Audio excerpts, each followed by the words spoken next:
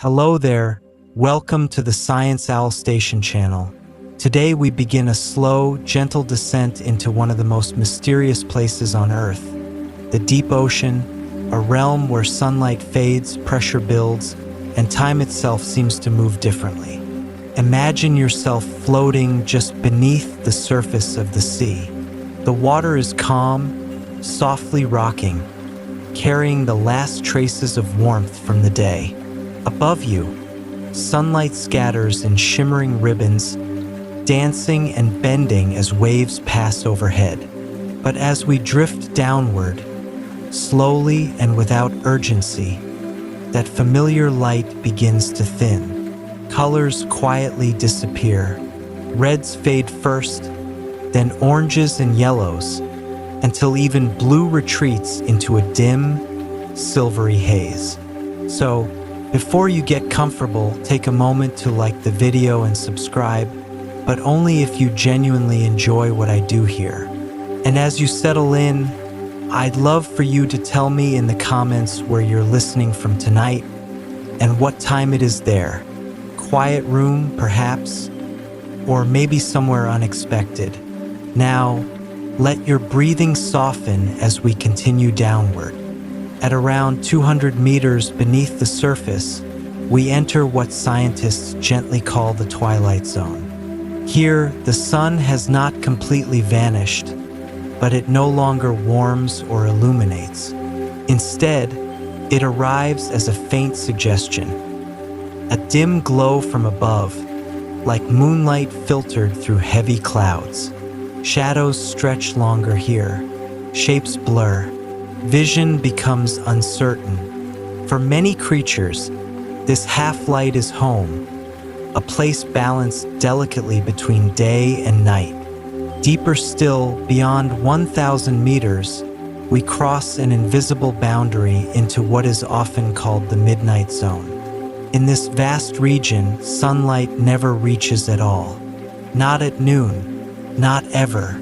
The darkness here is absolute, broken only by brief, living sparks of light created by the animals themselves.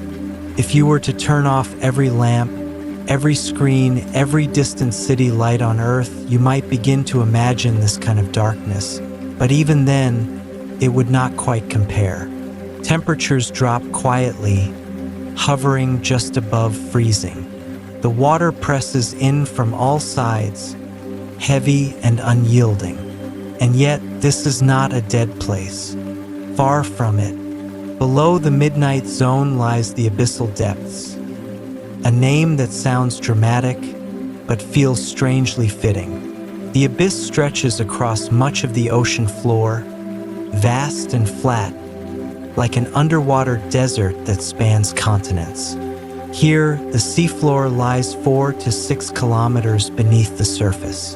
The pressure is immense. The cold is constant. Food is scarce. And still, life persists. One gentle fact to rest with is this: more than 90% of the living space on our planet exists in the ocean, and most of that space is deep, dark, and largely unexplored. We often think of Earth as a land world, but in truth, it is a water world, and its largest kingdom lies hidden beneath kilometers of silence. Another quiet truth is that humans have explored more of the surface of the moon than of the deep ocean. The reason isn't lack of curiosity, but difficulty. Water absorbs light, crushes machines, and resists long-term exploration. Each descent into the deep is brief, costly, and fragile. A temporary visit to a place that does not welcome us easily. As we drift here, imagine the darkness not as something frightening, but as something protective. In the deep ocean, darkness is normal. It is stable. It does not change with seasons or weather. There are no sunrises to rush toward, no sunsets to mourn. Time is marked instead by slow currents, by the faint fall of organic snow, tiny particles of dead plankton and debris that drift down from the surface like soft ash. This marine snow, as scientists call it, is one of the main food sources for life in the abyss. It falls constantly, gently, endlessly, feeding creatures that wait patiently in the dark. Some animals may go months between meals. Others barely move at all, conserving energy in a world where every motion must be carefully chosen. Here is another fact to let your mind hold loosely. Many deep-sea creatures have never seen sunlight, not even once in their evolutionary history. For them, darkness is not the absence of something, it is the default state of existence. Their bodies, senses, and behaviors are shaped entirely by this eternal night. Sound behaves differently down here as well. Without waves crashing or winds blowing, the deep ocean is often described as eerily quiet. Yet it is not silent. Low-frequency sounds can travel vast distances through water, bending and echoing along temperature layers. A whale's call, made thousands of kilometers away, may pass silently through this darkness, unnoticed by us, but deeply familiar to other creatures. As we sink a little deeper in thought, consider this final gentle idea. The deep ocean is not hostile by nature. It is simply different. It follows rules that feel alien only because they are not our own. Life here is slow, efficient, and astonishingly resilient. Not in spite of the darkness, but because of it. Wherever you are, let the world slow down for a while. Soften your gaze, let the hum of life around you fade, and gently drift with us into tonight's quiet exploration. As we continue drifting downward, the water around us grows heavier. Not in a sudden or alarming way, but gradually, patiently, layer by layer. There is no moment when pressure announces itself. It simply accumulates, quietly, like a deepening silence. Near the surface, your body is used to the gentle weight of air pressing in from all sides. Something you've lived with your entire life, so familiar that it goes unnoticed. But water is different. Water is dense. And with every 10 meters you descend into the ocean, the pressure increases by the equivalent of one full atmosphere. The same pressure you feel standing at sea level multiplied again and again.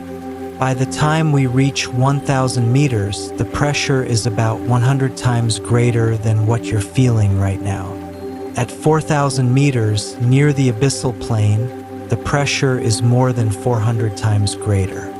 It's the kind of force that would crush a human body instantly, not with violence, but with absolute certainty. One way scientists like to describe this is with comparisons. Imagine the weight of 50 large passenger jet airplanes stacked neatly on top of you. Or picture a small car balanced carefully on every square inch of your skin. That is the kind of pressure the deep ocean applies, evenly, relentlessly, without pause. And yet, this is where countless creatures live their entire lives. One gentle truth to rest with is that pressure itself is not inherently destructive. What causes damage is imbalance. Humans are filled with air spaces, lungs, sinuses, tiny pockets that collapse when external pressure rises too quickly. Deep-sea creatures, on the other hand, have evolved in a way that leaves little room for crushing surprises. Many animals of the deep contain no gas-filled spaces at all. Their bodies are composed mostly of water, which conveniently cannot be compressed. Inside them, pressure is equalized perfectly, allowing them to exist comfortably in conditions that would destroy rigid structures. Their bones, when they have them, are often softer and less mineralized than those of surface animals. This flexibility prevents cracking and collapse. Muscles are slow and efficient, designed not for speed but for endurance, because every movement in the deep costs energy, and energy is precious. Another quiet fact is that enzymes, the tiny molecular machines that keep cells alive, behave differently under extreme pressure. In deep-sea creatures, these enzymes are specially adapted to keep functioning smoothly, even when squeezed by hundreds of atmospheres. It's a microscopic form of resilience repeated trillions of times within a single body. Temperature and pressure often work together in shaping life here. Cold water slows chemical reactions. Pressure alters molecular structures. The creatures of the deep have adapted to both at once, evolving proteins that remain flexible in the cold and stable under immense force. It's an elegant solution to a problem most life never has to face. As we drift lower still, it becomes clear that pressure also influences behavior. Sudden vertical movement is rare. Many deep-sea animals stay within narrow depth ranges for most of their lives. Rising too quickly toward the surface can be just as dangerous for them as descending is for us.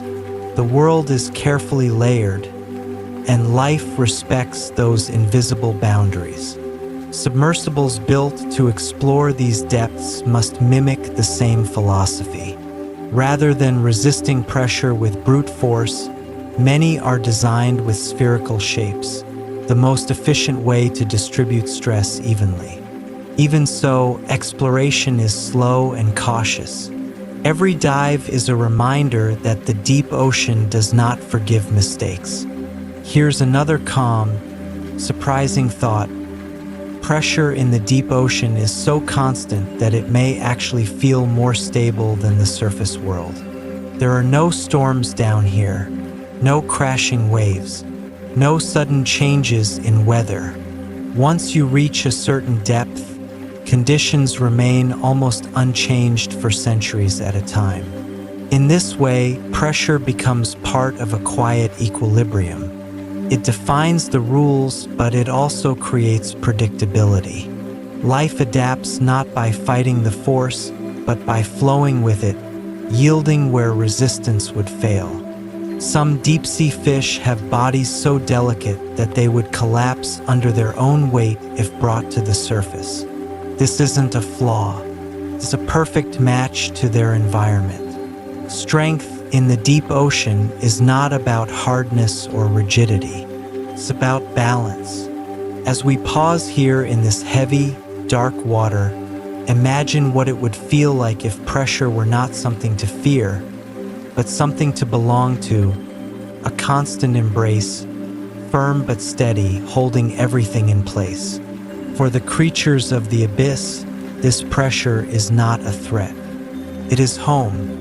And perhaps there's something quietly comforting in that idea, that even under the greatest weight imaginable, life finds ways not just to survive, but to settle in, slow down, and exist peacefully. As the darkness around us deepens, something unexpected begins to appear, not from above, and not from any distant source, but from life itself. Small glimmers, soft pulses, brief flashes of blue and green that fade almost as soon as they appear. In the deep ocean, where the sun has no voice, light is not absent. It is simply reinvented. This quiet phenomenon is known as bioluminescence, and it is one of the most common forms of light on Earth. Down here, it is not rare or decorative. It is language, it is camouflage, it is invitation and warning all at once. Bioluminescence is created through a gentle chemical reaction inside living cells. A molecule called luciferin reacts with oxygen, guided by an enzyme known as luciferase, releasing energy in the form of light. Unlike the harsh glare of a bulb or flame, this light produces almost no heat.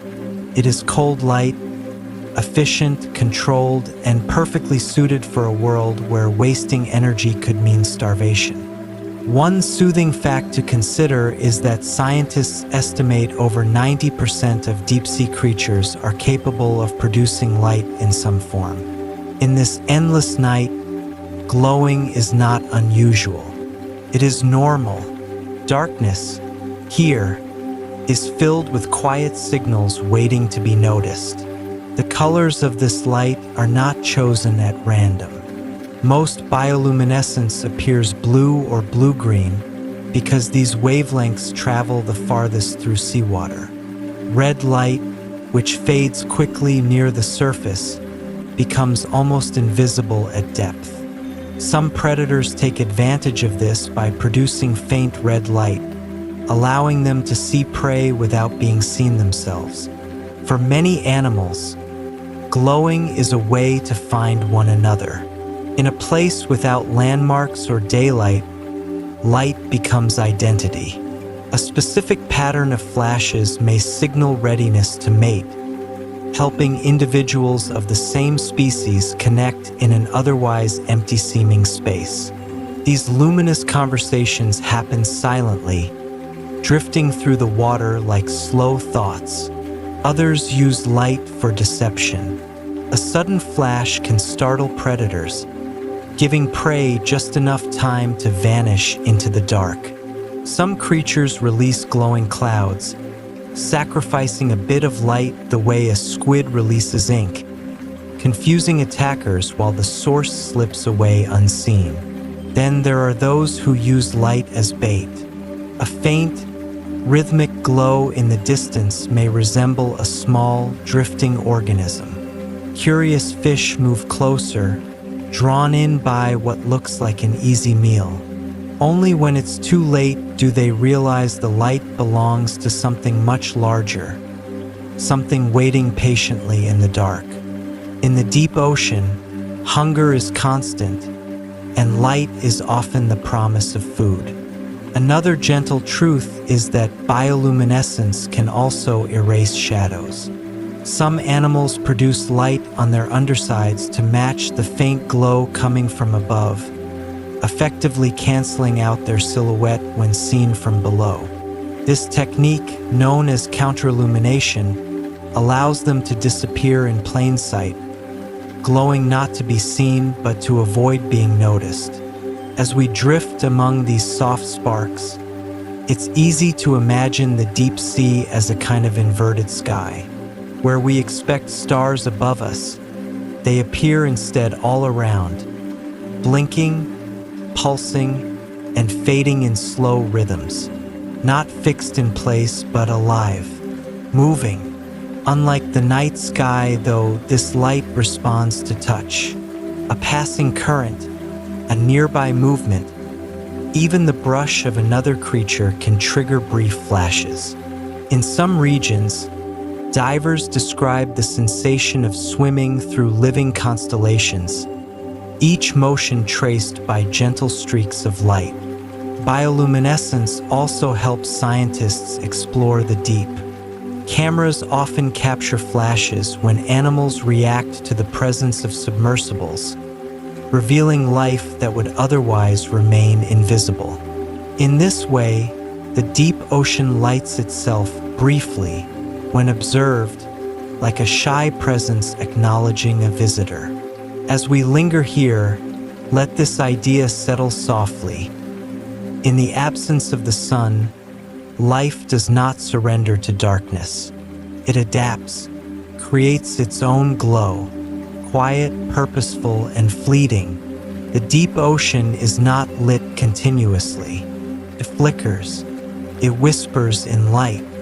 And between those moments of illumination, darkness returns, calm, complete, and waiting. As we drift deeper into this calm, ancient darkness, it begins to feel as though time itself has loosened its grip. The deep ocean is not only far from sunlight, it is far from change. Here, evolution moves slowly, deliberately, preserving forms of life that once swam through seas long vanished from the surface world. Some of the creatures living here are often called living fossils, not because they are old or fragile, but because their bodies have changed very little over immense stretches of time. While continents shifted, climates transformed, and countless species appeared and disappeared above, these animals remained, quietly surviving generation after generation in the steady conditions of the deep. One of the most famous examples is the coelacanth, a lobe-finned fish once thought to have gone extinct alongside the dinosaurs. For millions of years, it existed only as fossils pressed into ancient rock. Then, unexpectedly, living individuals were discovered in deep waters, still swimming, still breathing, their bodies echoing a design more than 400 million years old. The coelacanth moves slowly, almost drifting, using fleshy, limb-like fins that resemble early steps toward walking. Its environment demands no speed, no sharp reflexes. Food is scarce, but patience is rewarded. In the deep ocean, endurance often matters more than innovation. Another survivor from deep time is the vampire squid, a creature whose name sounds fierce, but whose nature is surprisingly gentle. Despite appearances, it is neither a true squid nor a vampire.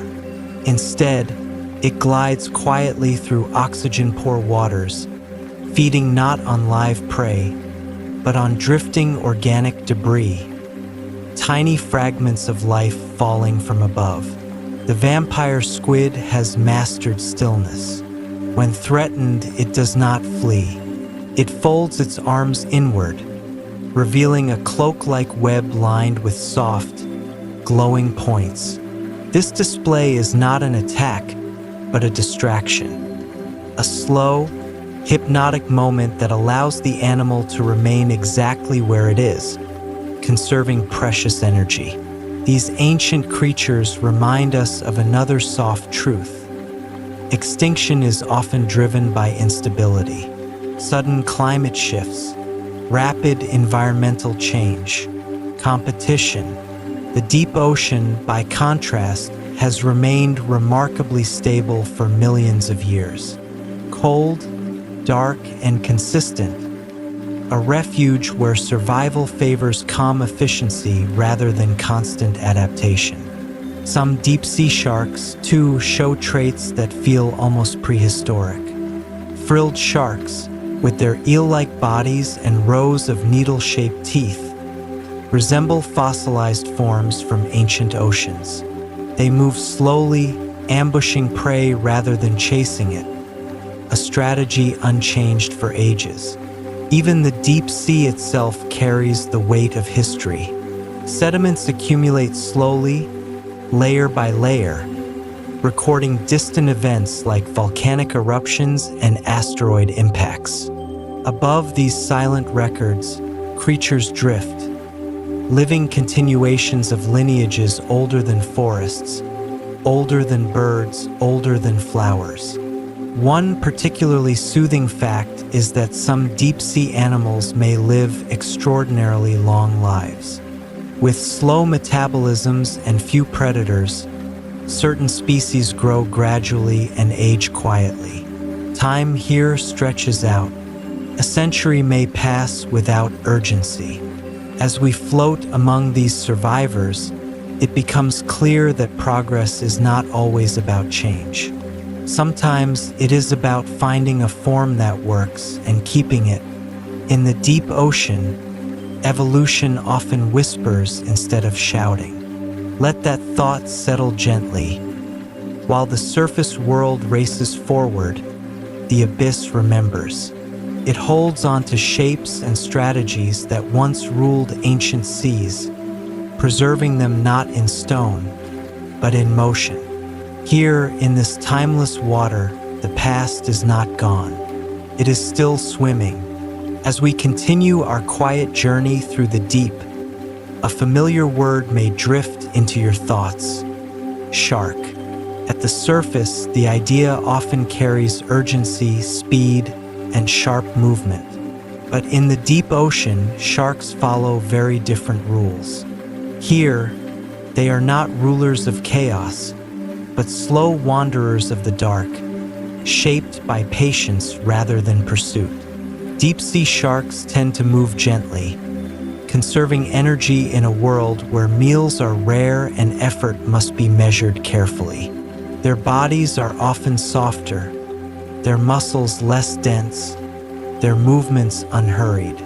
This is not weakness. It is refinement, an adjustment to life where survival depends on waiting rather than chasing. One of the most quietly astonishing sharks of the deep is the goblin shark. With its pale, almost translucent skin and elongated snout, it appears more like a drifting relic than an active hunter. That long snout is filled with sensitive receptors capable of detecting the faint electrical signals produced by other living creatures. In complete darkness, this sense becomes a kind of vision, not of light, but of life itself. When prey drifts close enough, the goblin shark does something unexpected. Its jaws extend forward rapidly, almost detaching from its skull, snapping up food in a single smooth motion. It's a brief moment of speed in an otherwise slow existence, a reminder that stillness and power often coexist. Another gentle giant of the depths is the megamouth shark. Unlike most sharks, it does not hunt individual prey. Instead, it swims slowly with its enormous mouth open, filtering tiny organisms from the water, much like a drifting net. For years, this shark was known only from a single specimen, leaving scientists uncertain whether it was rare or simply very good at remaining unseen. The frilled shark offers yet another glimpse into ancient design. With its long, eel-like body and multiple rows of curved teeth, it looks as though it belongs to an earlier chapter of Earth's story. Rather than sprinting after prey, it ambushes, folding its body and lunging forward in a smooth, serpentine motion. Its strategy relies not on speed, but on surprise and efficiency. One calming fact to consider is that deep-sea sharks pose virtually no threat to humans. They live far below depths we regularly reach, and their slow metabolisms make encounters extremely rare. Their world is not ours, and they show little interest in crossing that boundary. Their livers, often rich in oils, help them maintain buoyancy without effort. This allows them to hover quietly in the water column, drifting with minimal movement. In the deep ocean, floating is often more useful than swimming. Another subtle adaptation lies in their skin. Deep-sea sharks frequently have less pigmentation, appearing pale or gray, blending seamlessly into the dim environment. Some species reflect almost no light at all, making them nearly invisible when illuminated by submersible lamps, shadows among shadows. As we rest here in this slow-moving darkness, it becomes clear that sharks are not defined by aggression, but by adaptability. They have survived multiple mass extinctions not by dominating every environment, but by adjusting their pace to match the world around them. In the deep ocean, the most successful hunters are often the quietest ones. They wait, they drift, they listen, and perhaps that is the most soothing realization of all, that even creatures we imagine as fearsome can, in the right environment, become symbols of calm persistence rather than danger. As the deep ocean stretches endlessly around us, something vast passes through this darkness, not silently, but with a presence felt long before it is seen. These are the great whales, travelers between worlds, moving calmly from sunlit waters into the deep, carrying the echoes of the surface down with them. Although whales are often associated with open oceans and shimmering light, much of their lives is tied to depth. Many species regularly descend hundreds, sometimes thousands, of meters below the surface in search of food. Here, in the dim blue-black water, they hunt squid and fish that rise from the abyss under cover of night. One of the most remarkable divers among them is the sperm whale. With a single breath, it can sink for over an hour, gliding downward into pressure and darkness that would crush most life. Its massive head houses a complex system believed to help focus sound, allowing it to navigate and hunt using echolocation, a kind of acoustic vision perfectly suited to the deep. Sound, in fact, is the whale's greatest ally. Light fades quickly underwater, but sound travels far and wide. Low-frequency whale calls can move through the ocean for thousands of kilometers, bending gently with temperature layers, passing beneath storms, continents, and time zones. A call made in one part of the ocean may be heard days later somewhere far away. These sounds are not rushed. They are slow, rhythmic, and deliberate, pulses, clicks, and long, drawn-out notes that feel less like messages and more like meditative chants. In the deep ocean, where visibility is limited, sound becomes connection. Another quiet fact is that whales often dive not to chase, but to wait. Squid drifting upward from the deep may be intercepted calmly, without frantic movement. A single successful dive can provide enough energy to support long periods of rest near the surface afterward. During these deep dives, a whale's body changes subtly. Heart rate slows. Blood flow is redirected to essential organs. Muscles rely on stored oxygen rather than fresh supply. It is a controlled descent into a low-energy state, efficient, measured, and deeply practiced. The deep ocean also serves as a highway for migration. Beneath surface turbulence lies a more stable layer of water, where whales can travel long distances with minimal effort. Here, currents move steadily, temperatures shift gradually, and the world feels more predictable. There is also mystery woven into these journeys. Some whale sounds remain unexplained, patterns that do not clearly match feeding, navigation, or social behavior. They linger in recordings as questions without urgency, reminders that understanding does not always require immediate answers. As we drift alongside these giants in thought, it becomes clear that whales are not intruders in the deep ocean. They are visitors who belong to both light and darkness, carrying stories between realms with each slow dive. Their presence reminds us that size does not demand speed, and power does not require noise. Sometimes the most profound movements happen slowly, quietly, and far from view, deep beneath the surface where the ocean listens. As the darkness thickens around us once more, a faint glow appears ahead, small, steady, and oddly inviting. It hovers in the water, unmoving, like a distant thought waiting to be noticed. In the deep ocean, this gentle light is rarely accidental. More often, it is a carefully designed illusion. This is the realm of biological lures, and no creature embodies this quiet deception more completely than the anglerfish. Anglerfish live where hunger is constant and opportunities are rare. Rather than wasting energy searching for food, they bring food to themselves. Extending from their heads is a modified spine, tipped with a glowing organ that produces soft bioluminescent light. It sways gently, like a living lantern in the dark. To smaller creatures drifting through the abyss, this glow can look like a meal, a tiny organism, suspended and easy to catch.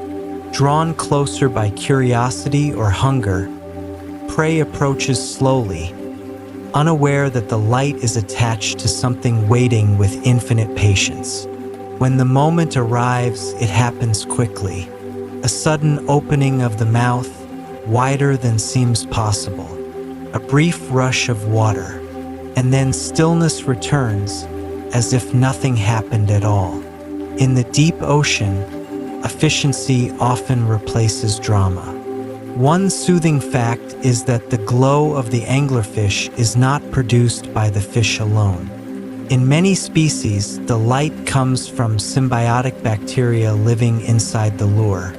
These bacteria glow continuously, fed and protected by their host. It's a quiet partnership, one life lighting the way for another, even when that light leads to an ending. Anglerfish are also known for one of the strangest reproductive strategies in the animal kingdom. In some species, the males are tiny compared to the females. Rather than living independently, a male may attach himself permanently to a female, fusing their bodies together over time. He becomes a living source of genetic material, ensuring reproduction in a world where encounters are rare. This may sound unsettling, but in the deep ocean, it is simply practical. Finding another of your kind in the darkness can take a lifetime. Permanence becomes a solution, not a problem. Other deep-sea creatures use similar tricks of light. Some squid extend glowing tips from their arms. Others release floating bioluminescent decoys, drifting away while the animal itself remains hidden. Light becomes movement without motion, a way to act without effort. Another calm realization is that these lures do not flicker randomly. Many glow with steady rhythms, tuned to the behavior of prey species. The deep ocean runs on patterns, and deception works best when it feels familiar. As we pause here, surrounded by darkness and faint glimmers, it becomes clear that the deep sea is not a place of constant motion. It is a place of waiting, of stillness sharpened into strategy. Light here is not warmth or safety. It is possibility. And in the quiet space between hunger and patience, the smallest glow can change everything. As we remain suspended in this heavy, quiet water, another truth of the deep ocean slowly comes into focus. Food is never guaranteed. In a world where nourishment drifts down only occasionally, hunger shapes bodies, behaviors, and instincts in ways that feel almost unimaginable. Down here, meals are rare and unpredictable. When something edible appears, there is no certainty it will happen again anytime soon. So many deep-sea creatures are built around a simple rule. When you find food, take advantage of it, no matter the size. Some fish of the abyss have mouths that seem far too large for their bodies. Hinged jaws and flexible skulls allow them to open wide enough to swallow prey nearly as big as themselves. Their stomachs stretch easily, expanding like soft fabric rather than resisting. After feeding, these animals may not eat again for weeks or even months. One gentle fact is that in the deep ocean, overeating is not excess, it is preparation. Energy must be stored whenever possible because the next opportunity is never guaranteed. Needle-like teeth are another common feature. Long, transparent fangs curve inward, ensuring that once prey enters the mouth, it cannot escape. These teeth are not designed for chewing, but for holding a quiet, efficient solution in a place where losing a meal could mean prolonged starvation. Some deep-sea fish have bodies so thin and fragile they appear almost skeletal. This lightness reduces energy demands and allows them to float with minimal effort. In such creatures, muscles are just strong enough to function, but never wasteful. Movement is slow, deliberate, and rare. Transparency is another remarkable strategy. Many deep-sea animals are nearly invisible, their bodies allowing light, however faint, to pass straight through. In the dark, this makes them almost impossible to detect. Organs are rearranged, pigments removed, and outlines softened until the creature becomes more absence than presence. Others take a different approach, becoming entirely gelatinous. Soft-bodied animals, such as certain jellyfish and comb jellies, require very little energy to maintain their form. They drift rather than swim, feeding opportunistically on whatever the currents deliver. One especially calm realization is that predation in the deep ocean is often slow. Chases are rare. Instead, predators rely on ambush, patience, and inevitability. They wait, sometimes for hours or days, until the moment arrives naturally. Some species can slow their metabolism dramatically, lowering heart rates and energy use to near stillness. In this state, time stretches. Hunger becomes background rather than urgency. As we float among these quiet hunters, it becomes clear that the deep ocean is not a place of constant struggle, but of careful balance. Every adaptation reflects restraint rather than excess. Here, survival does not belong to the fastest or strongest, but to those who waste nothing. Not energy, not opportunity, not motion. In this dark, steady world, hunger is not a crisis. It is simply part of the rhythm. As we drift onward, shapes begin to emerge that feel almost unreal, as if imagination itself has taken physical form. In the deep ocean, where familiar rules no longer apply, evolution seems to experiment freely, crafting bodies that appear strange only because they belong perfectly to the darkness. One such creature is the black dragonfish. Long and slender, it moves like a shadow slipping through water. His body absorbs nearly all light, reflecting almost nothing back. Even when illuminated by artificial lamps, it remains difficult to see, a living absence rather than a visible shape. Beneath its jaw hang delicate, glowing tendrils, swaying gently as it waits. Another resident of this realm is the Atala jellyfish, often called the alarm jelly. When disturbed, it emits a sudden burst of bioluminescent light, forming a glowing blue ring that expands outward like a ripple. This flash may attract larger predators, not to save itself, but to distract its own attacker. In the deep ocean, even defense can be indirect and patient. Then there is the barrel-eye fish, a creature whose most striking feature is hidden inside its own head. Its eyes are tubular, designed to look straight upward, and are protected beneath a transparent dome of flesh. Through this living window, the fish can watch for silhouettes of prey drifting above, while remaining safely oriented forward as it swims. One quiet fact about these forms is that they are not mistakes or oddities. Every curve, transparency, and unusual proportion serves a purpose. In a place where energy is scarce and danger is subtle, design becomes precise rather than extravagant. Some deep-sea creatures appear flattened, others elongated. Some lack pigmentation entirely, while others glow softly from within. These variations are not random. They are responses to pressure, darkness, and isolation repeated over millions of years.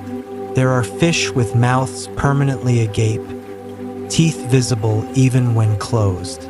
Others have eyes so sensitive they can detect the faintest hint of bioluminescence from far away. And some, having found sight unnecessary, have let their eyes shrink or vanish entirely. What feels strange to us feels natural here. The deep ocean does not value familiarity. It rewards efficiency, subtlety, and adaptation to extremes. As we rest among these unusual forms, it becomes clear that beauty does not disappear in the absence of light. It simply changes. It becomes quieter, less symmetrical, more surprising. These creatures are not designed to be seen by us. They exist for themselves, shaped by conditions we rarely experience. And in that sense, their strangeness is a reminder that the universe does not revolve around our expectations. Here, in the deep, nature speaks a different visual language, one that takes time to learn, and perhaps time to appreciate. As we drift lower still, the seafloor begins to change. What was once a quiet, empty plain of sediment now feels subtly alive. The darkness here is deeper, heavier, and yet, from within it, warmth quietly emerges. Not from the sun above, but from the earth itself. This is the world of hydrothermal vents, often called black smokers. These are places where cracks in the ocean floor allow seawater to sink deep into the planet's crust. There, it is heated by molten rock, enriched with minerals, and then released back into the ocean in towering plumes that resemble underwater smoke. The water pouring from these vents can be hotter than boiling, yet just a short distance away, the surrounding ocean remains near freezing. This sharp contrast creates one of the most extraordinary environments on Earth. Islands of heat and chemistry surrounded by endless cold and dark. One calm but astonishing fact is that life here does not rely on sunlight at all. Instead of photosynthesis, these ecosystems are built on chemosynthesis, a process where bacteria convert chemicals like hydrogen sulfide into energy. In doing so, they form the foundation of entire food webs, entirely independent of the sun. These bacteria live everywhere around the vents, coating rocks, floating in plumes, and even living inside other organisms. Giant tube worms, some over 2 meters long, have no mouths or digestive systems. Instead, they house chemosynthetic bacteria within their bodies, relying on them completely for nourishment. It is a quiet partnership, perfectly adapted to this extreme place. Crabs, shrimp, and strange, pale fish gather near these vents, drawn by warmth and food. Many of them lack eyes or pigmentation, having no need for either. Their world is defined not by light, but by chemistry and temperature. Another soothing realization is that these vent communities are surprisingly temporary. A vent may remain active for decades or centuries, but eventually it cools and goes silent. When that happens, life moves on, dispersing larvae through the dark ocean, searching for the next place where Earth's inner heat meets seawater. In this way, hydrothermal vents feel less like permanent cities and more like traveling oases, appearing, thriving, and fading away in slow geological rhythms. These ecosystems have also reshaped how scientists think about life beyond Earth. If organisms can thrive here, in darkness, heat, and pressure, then perhaps similar life could exist beneath the icy crusts of distant moons, warmed by hidden oceans and internal heat. As we pause beside these quiet plumes, it becomes clear that the deep ocean is not only a place of absence of light, of warmth, of familiarity.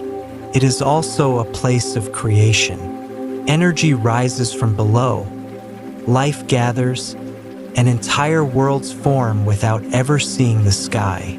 Here, in the deepest dark, the earth breathes and life listens. As we drift away from the warm glow of the vents and back into colder, quieter water, the deep ocean begins to feel vast again, open, spacious, and deceptively empty. But beneath that calm surface lies a truth that is easy to overlook. The deep sea is held together not by giants, but by the smallest lives imaginable. Tiny drifting organisms, often invisible to the naked eye, form the foundation of nearly every ocean ecosystem. Among the most important are copepods, minute crustaceans that move in gentle, rhythmic pulses through the water. Though small, they are among the most abundant animals on Earth. In some regions, there are more copepods in a single cubic meter of seawater than there are humans on the entire planet. Another quiet hero of the ocean is krill. Slightly larger than copepods, these shrimp-like creatures gather in vast swarms that stretch for kilometers. Individually fragile, together they form one of the greatest concentrations of biomass on Earth. Their collective movement shapes ocean currents, nutrient cycles, and the lives of countless larger animals. One soothing fact is that many of the ocean's largest creatures depend almost entirely on these tiny beings. Whales, fish, squid, and seabirds all rely on food chains that begin with drifting plankton and small crustaceans. Without them, the deep ocean would fall silent. These organisms spend much of their lives suspended between depths, rising and sinking with the daily rhythm of light and darkness. At night, they drift upward to feed near the surface. By day, they sink back into the deep, carrying carbon and nutrients with them. This slow, continuous movement helps regulate Earth's climate, quietly drawing carbon from the atmosphere into the ocean's depths. Their bodies are simple, efficient, and perfectly adapted to a drifting existence. Many are nearly transparent, reducing visibility to predators. Others glow faintly, blending into the scattered light around them. Every feature serves the purpose of survival with minimal energy. Another gentle truth is that these tiny creatures live short lives. Days, weeks, sometimes months. Yet their impact stretches across decades and centuries through the cycles they sustain. In the deep ocean, importance is not measured by lifespan or size, but by connection.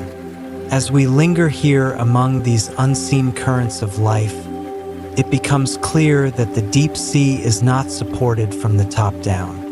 It rises quietly from the smallest foundations, repeated endlessly, moment by moment.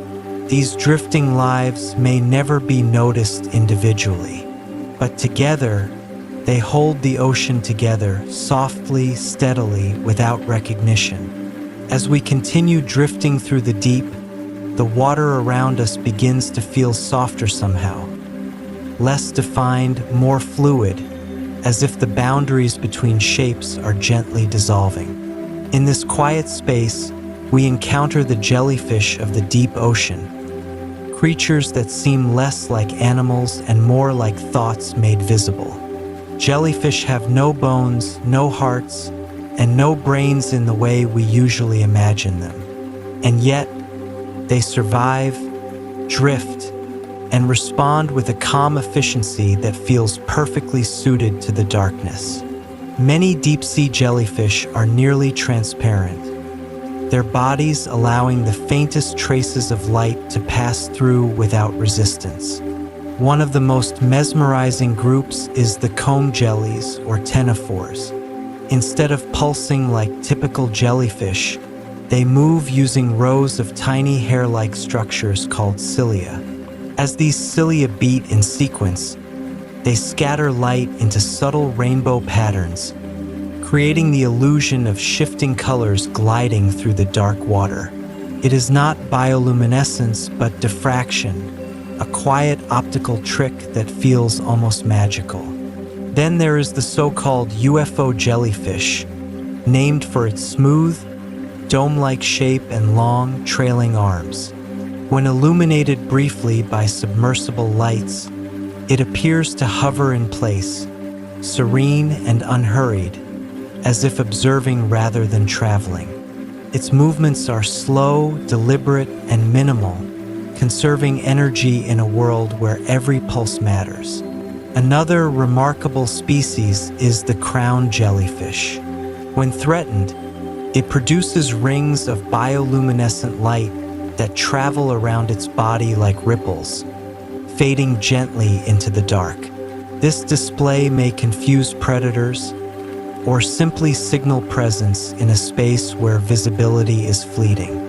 One soothing fact is that jellyfish have existed in Earth's oceans for more than 500 million years. They appeared long before dinosaurs, before trees, before flowers. Their simplicity is not primitive, it is enduring. In the deep ocean, being uncomplicated can be a form of strength. Many deep-sea jellyfish feed opportunistically, capturing tiny drifting organisms with delicate tentacles. Their metabolism is slow, their needs modest. They wait rather than chase, allowing the ocean to bring nourishment to them. As we float alongside these drifting forms, it becomes clear that jellyfish are not travelers with destinations. They are companions to the current, surrendering movement to the water itself. In the deep, this surrender is not weakness. It is harmony. There is something quietly reassuring about these creatures, that life does not always need structure, urgency, or control. Sometimes it is enough to drift, to respond gently, and to exist within the flow. Here, among the jellyfish, the deep ocean feels less like a place of danger and more like a slow, endless dream. As our descent continues, the open water gradually gives way to something softer and quieter, the seafloor itself. Here, the deep ocean settles into long, silent plains of fine sediment, where movement slows and life adopts a different rhythm. This is a world shaped not by currents, but by stillness. The ocean floor is often covered in a layer of soft mud, built slowly from particles drifting down through the water column. Bits of shell, microscopic organisms, and organic debris settle here over centuries, forming a gentle blanket that absorbs sound and softens motion. In this muted environment, many creatures choose not to swim, but to rest, crawl, or bury themselves completely. One such resident is the giant tube worm, rising from the sediment like a pale column. Though it appears plant-like, it is very much an animal, one that depends entirely on internal bacteria for nourishment. Anchored in place, it sways slightly in the current, extracting chemicals from the water rather than chasing food. Basket stars spread their many branching arms across the seafloor or lift them into the current like living nets. Each arm divides again and again, forming intricate patterns that gently trap drifting particles. When disturbed, they slowly curl inward, becoming compact and nearly motionless, blending into the background. Snailfish glide just above the mud, their soft bodies adapted to withstand immense pressure. Some species are found at depths deeper than any other fish, moving slowly and deliberately. Their flesh is gelatinous, their bones light, their presence subtle, perfectly matched to this quiet world. One calming fact is that many bottom-dwelling creatures prefer to remain partially buried. By sinking into the sediment, they avoid predators and conserve energy. The mud becomes shelter, insulation, and camouflage all at once. Life here rarely rushes. Movements are minimal.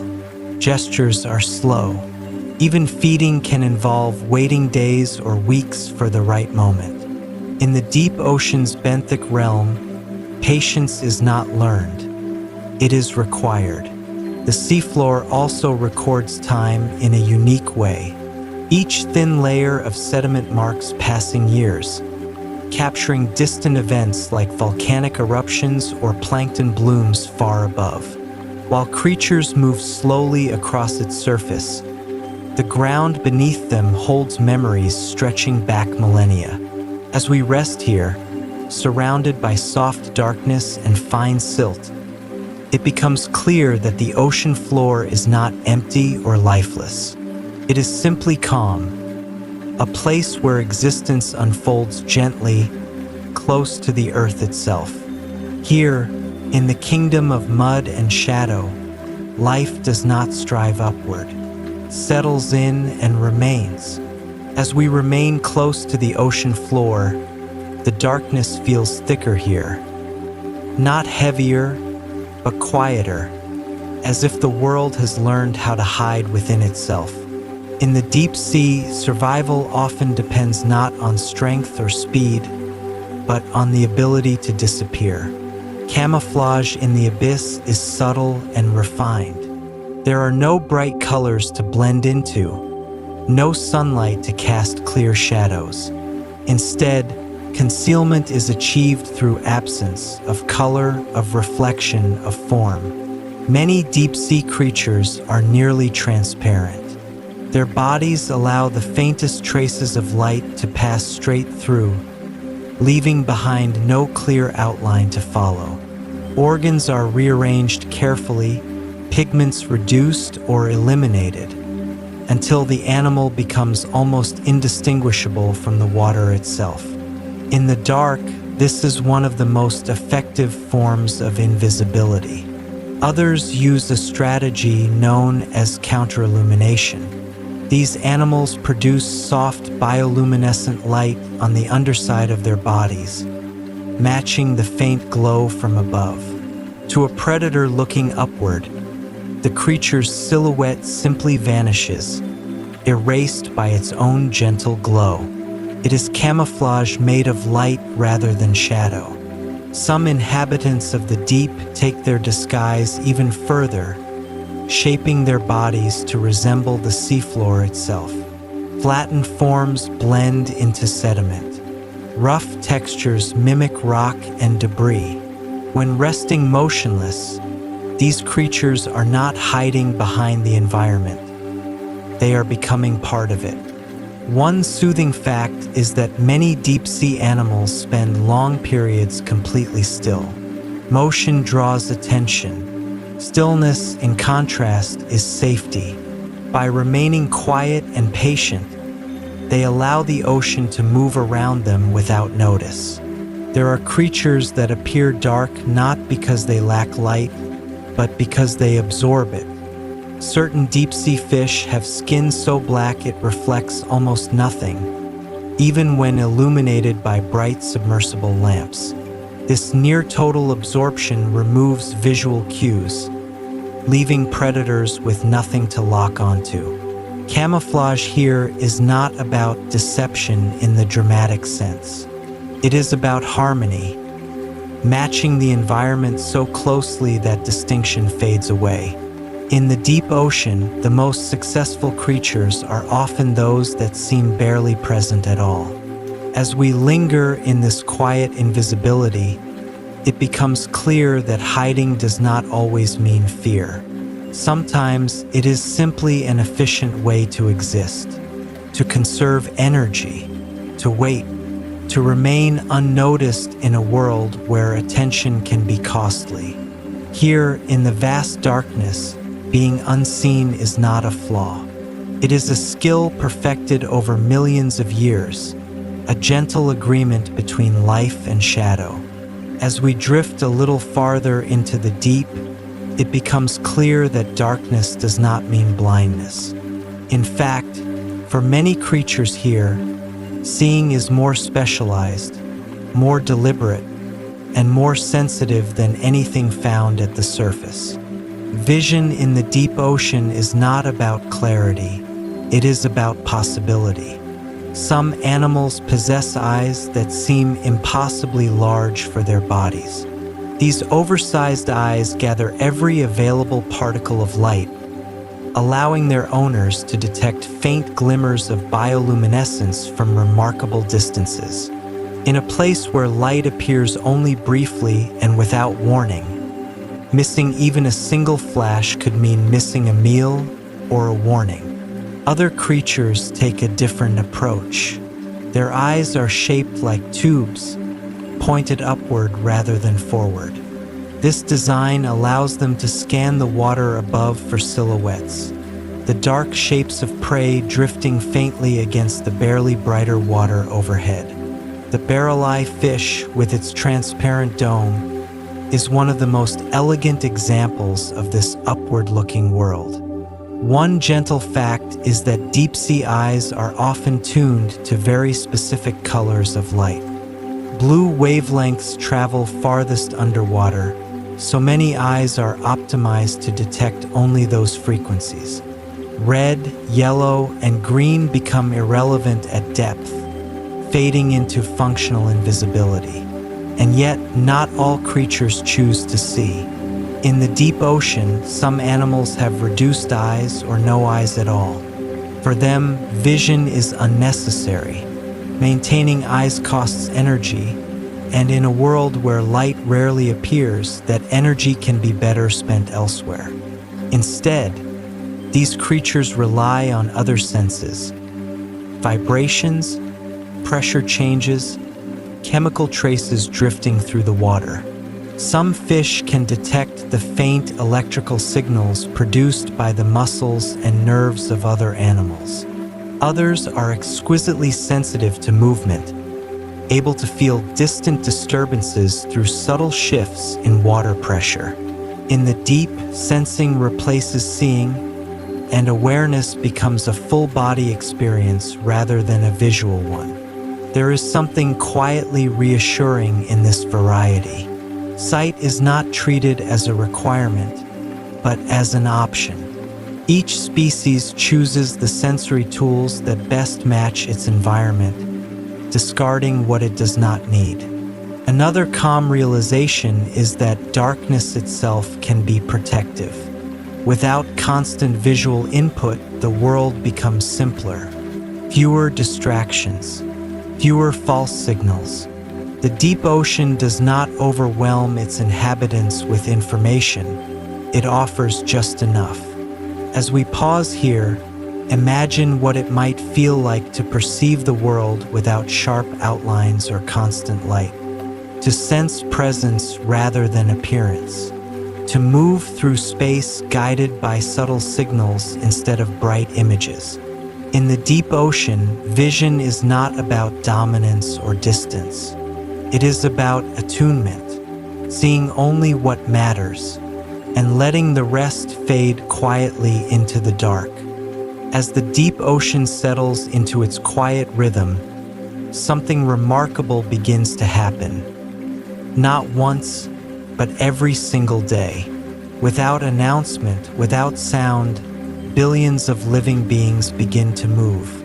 Together, they perform the largest daily migration on Earth, rising and sinking through the water in a slow, synchronized pulse. This phenomenon is known as vertical migration. As daylight fades at the surface, countless organisms, plankton, small fish, squid, and gelatinous creatures, begin their ascent from the depths. They move upward not in a rush, but steadily, following instincts shaped over millions of years. By night, the surface waters become a temporary feeding ground. Phytoplankton and other microscopic life flourish near the light, and those who migrate upward take advantage of this abundance. For a few quiet hours, the ocean's upper layers come alive with gentle motion. Then, as dawn approaches, the migration reverses. Before sunlight can fully penetrate the water, these same creatures begin to sink back down into the darkness, returning to safer depths where predators that rely on vision struggle to follow. One soothing fact is that this movement happens everywhere, in every ocean, every night, regardless of weather or season. It is so vast that it can be detected by sonar, appearing as a rising and falling layer of life across the planet's seas. The reasons behind this migration are simple yet elegant. Near the surface, food is plentiful but danger is high. In the deep, safety increases but nourishment becomes scarce. By moving daily between these two worlds, organisms balance risk and reward with remarkable efficiency. This constant motion also plays a quiet role in regulating Earth's climate. As migrating animals feed near the surface and release waste at depth, they transport carbon downward, locking it away in the deep ocean for long periods. In this way, countless tiny journeys help stabilize the planet. Another calm realization is that this migration does not require leaders or signals. Each organism responds to subtle changes in light, temperature, and pressure. Together, they create a coordinated movement without intention, a living tide shaped entirely by natural rhythm. As we imagine this vast, invisible commute unfolding beneath the waves, it becomes clear that the deep ocean is never truly still. Even in darkness, life moves, gently, predictably, and endlessly. Here, in this daily rise and fall, the ocean breathes, and with each quiet migration, the planet exhales just a little more calm into the deep. As we drift once more toward the ocean floor, the water feels heavier with stillness. Down here, nothing is wasted. Even in death, the deep ocean finds a way to create life. When something large falls from above, it does not arrive as an ending, but as a beginning. This is the quiet story of a whale fall. When a whale reaches the end of its long life, its body may slowly sink through kilometers of dark water, descending for days or even weeks. By the time it reaches the seafloor, it has become a gift of unimaginable scale, a single event capable of sustaining life for decades. One gentle fact is that a whale carcass can deliver more nourishment to the deep ocean than thousands of years of ordinary marine snow. Bones, flesh, and oils arrive all at once, transforming an otherwise empty patch of seafloor into a temporary oasis. The first visitors are scavengers. Hagfish, sleeper sharks, and deep-sea crabs gather quietly, feeding slowly, methodically. There is no rush. The deep ocean rarely hurries. Over months, sometimes years, most of the soft tissue is consumed, leaving behind a massive skeleton resting in the sediment. Then, something even more unusual happens. Specialized organisms move in creatures found almost nowhere else on Earth. Among them are bone-eating worms known as ostacs. They have no mouths or stomachs. Instead, they dissolve whale bones using acids, absorbing nutrients through root-like structures embedded deep inside. What remains above the sediment looks like a small flower, gently swaying in the dark. Bacteria also flourish here, breaking down fats locked inside the bones. This chemical process supports entire communities of clams, snails, and microbes, much like those found near hydrothermal vents. For years, sometimes decades, a single whale fall continues to provide energy and shelter. One calming realization is that these events are rare but essential. Whale falls act as stepping stones across the abyss, allowing species to spread and survive in an otherwise sparse environment. They connect distant ecosystems, linking lives across vast distances of darkness. As we pause beside this silent skeleton, it becomes clear that in the deep ocean, endings are never empty. Everything returns. Everything feeds something else. Nothing truly disappears. Here, in the quiet of the abyss, even death becomes generous, offering one final, lasting gift to a world that knows how to receive it. As we leave the stillness of the ocean floor, the darkness around us does not remain silent. The deep sea listens, and it speaks, not with voices, but with vibrations that travel endlessly through water. Sound moves farther in the ocean than almost anywhere else on Earth. Down here, where light fades quickly, sound becomes the dominant sense. It bends, echoes, and carries messages across hundreds, sometimes thousands of kilometers. One soft fact is that the deep ocean is layered with invisible highways of sound.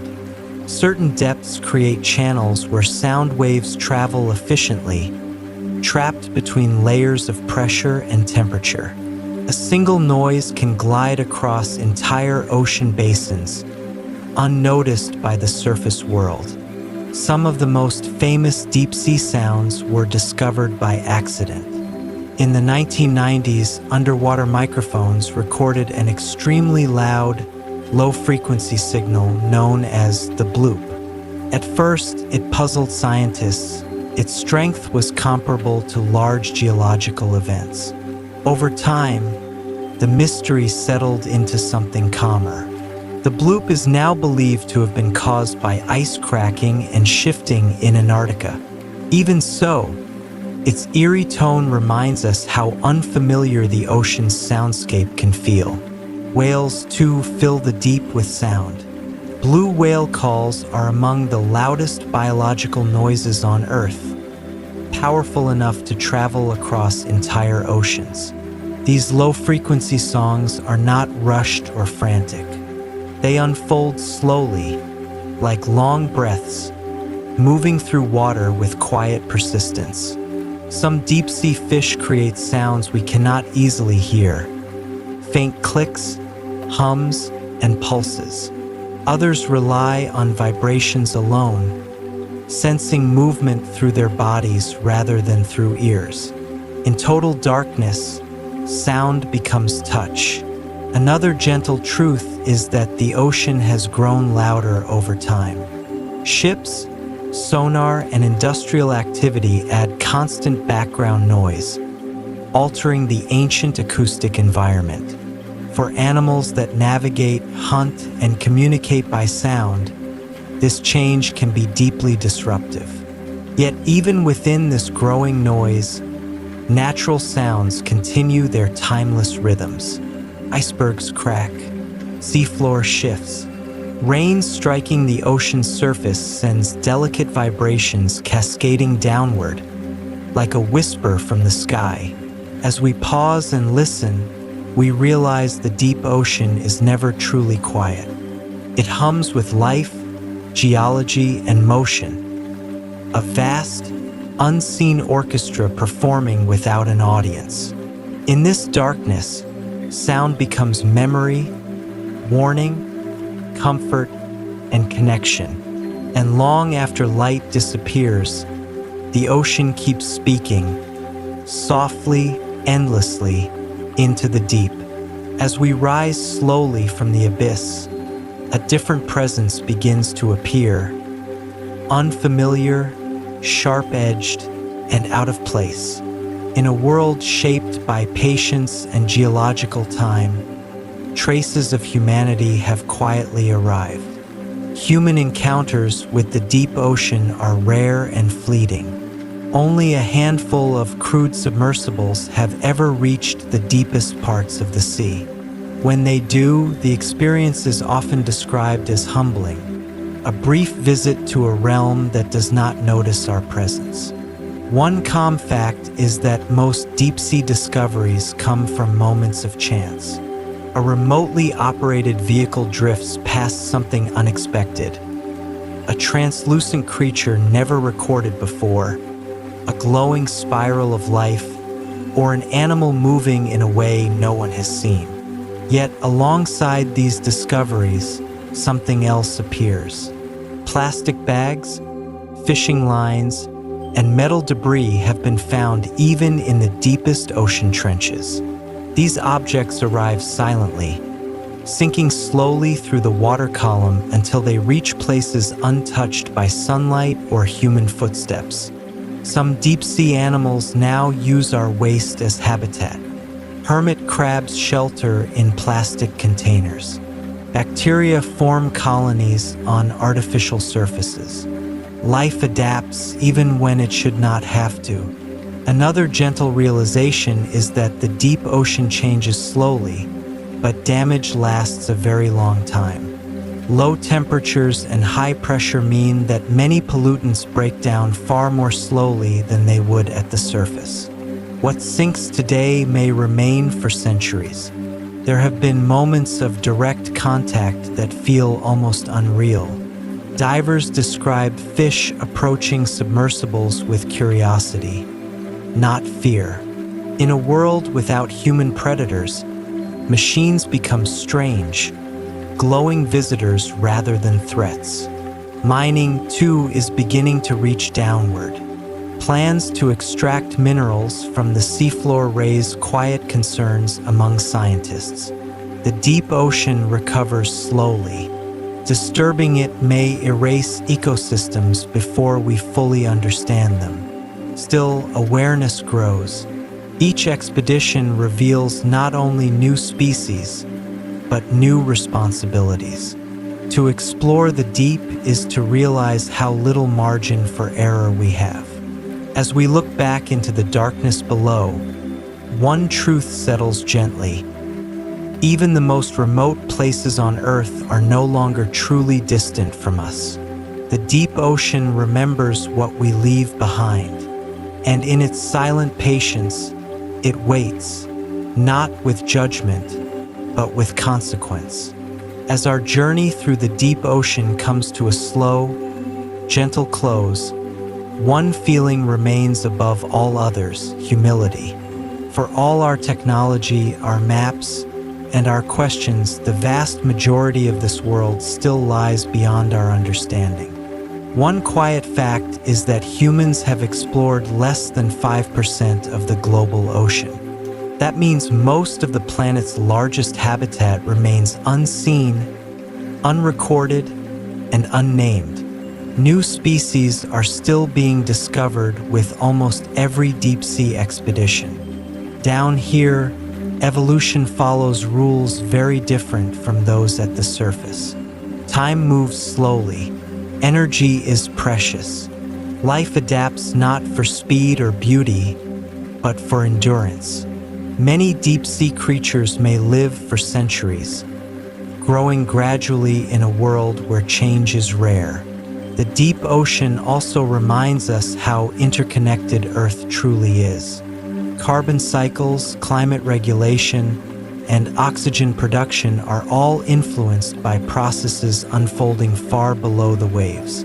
What happens in the abyss quietly shapes the surface world we depend on. Another calming realization is that the deep sea does not need us, but we need it.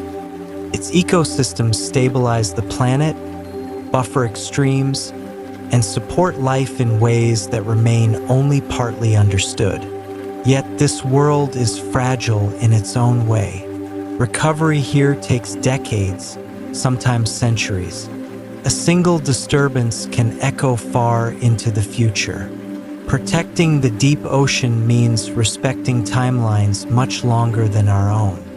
As we step back from the darkness, it becomes clear that the deep ocean is not empty, hostile, or alien. It is simply patient. It waits in silence, holding stories older than humanity and mysteries that may never fully reveal themselves. In this stillness, there is comfort. The deep ocean teaches us that not everything needs to be conquered or explained.